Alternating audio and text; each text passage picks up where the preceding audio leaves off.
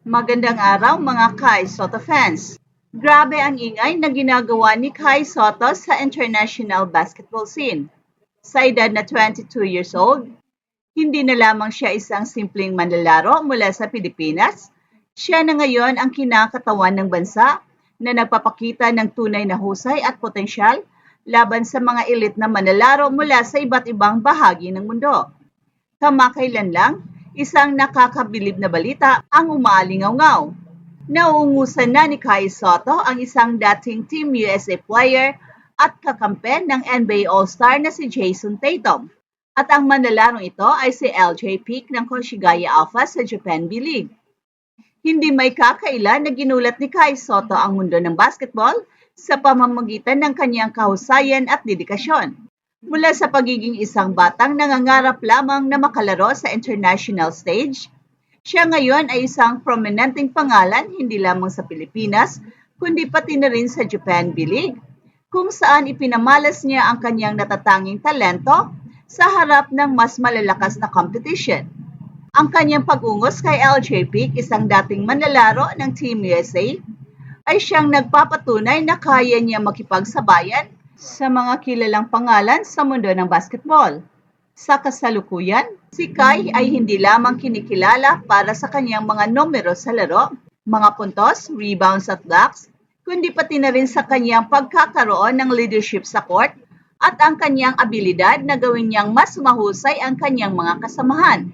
Tiyak na sa kanyang patuloy na pag-unlad at pagsusumikap, mas marami pang tagumpay at pagkilala ang naghihintay para sa kanya sa mundo ng basketball.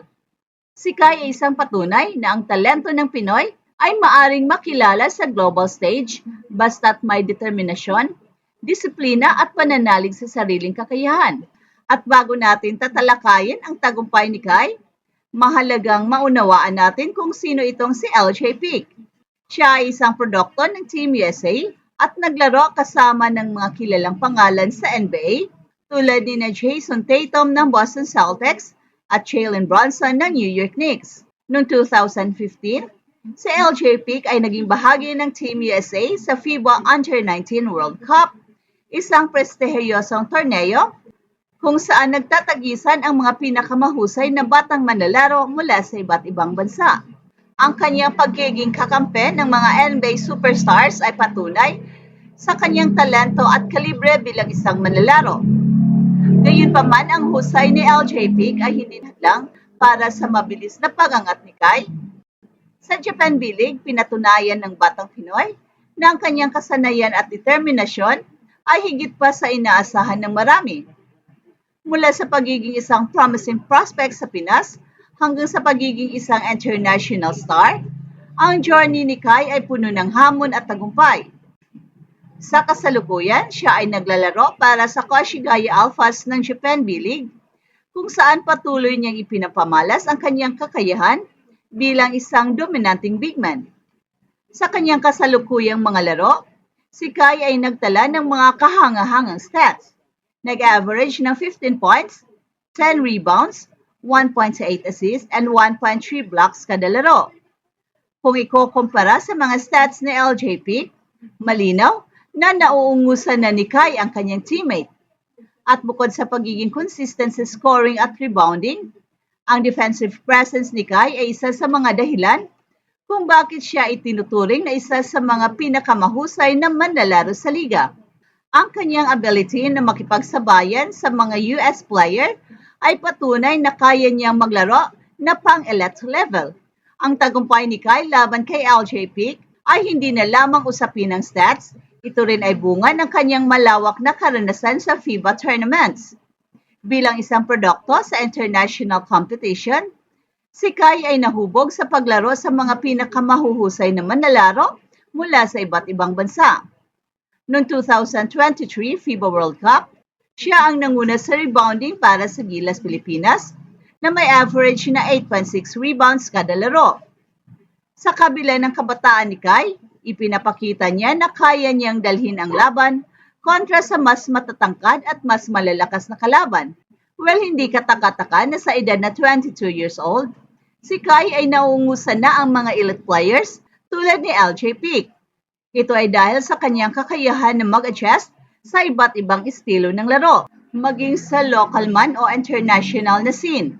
Marami ang nagsasabi na hindi pang NBA si Kai, ngunit sa kanyang mga tagumpay sa Japan B-League at sa international competitions, ito ay nagsasabing iba ang katotohanan.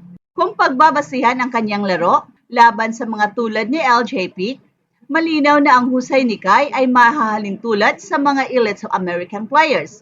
Bagamat hindi pa siya nakapasok sa NBA, ang kanyang potensyal ay malinaw na nasa antas ng mga manlalarong nababanggit. Isang magandang halimbawa ng kanyang paglago bilang isang manlalaro ay ang kanyang defensive capabilities. Ang kanyang averages, 1.3 blocks kada laro, ay nagpapakita ng kanyang pagiging epektibo sa defensive end na mahalaga sa modern basketball. Ang ganitong uri ng laro ay kinakailangan sa NBA, kung saan ang defense ay kasing halaga ng offense. Bukod sa kanyang physical na abilidad, ang tagumpay ni Kai ay bunga rin ng kanyang mentalidad at determinasyon. Sa kabila ng mga hamon sa kanyang karera, kabilang na ang mga injury at mga pagsubok sa kanyang paglipat mula sa isang liga patungo sa isa pa, nananatili siyang matatag. Ang kanyang dedikasyon sa kanyang craft ay isang inspirasyon, hindi lamang para sa mga Pinoy, kundi para rin sa ibang mga manlalaro na nangangarap na makamit ang tagumpay sa international basketball. Ang tagumpay ni Kai ay isa ring patunay na ang kultura ng basketball sa Pilipinas ay patuloy na umaangat. Ang mga tulad niya ay nagdadala ng karangalan at pag-asa sa bansa, nakilala bilang isang basketball-loving nation. Ang kanyang mga tagumpay ay hindi lamang sa kanya, ito ay tagumpay ng bawat Pinoy na naniniwala na ang talento ng Pinoy ay kayang makipagsabayan sa mundo. Habang patuloy na pinapakita ni Kai ang kanyang husay sa Japan B-League, marami ang naniniwala na hindi magtatagal siya ay makakapasok na rin sa NBA. Ang kanyang paglalaro kasama sa mga elite players tulad ni LJ Peak ay nagsisilbing patunay na siya ay handa na para sa mas malaking entablado. Sa edad na 22, ang kanyang laro ay patuloy pang mag-improve, lalo na kung pagbibigyan siya ng pagkakataong maglaro sa mas mataas na antas ng competition. Hey, hey, hey! Attention mga kapatrol! Get ready for an epic giveaway! Once Express Info hits 150k subscribers, one lucky winner will win the incredible Oppo Reno 11F 5G smartphone. Here's how to join. Step 1. Subscribe to Express Info right now. Step 2. Like this video. Then step 3. Comment anything good and positive about our idol Kai Sotto. Super easy. Just subscribe, like, and comment.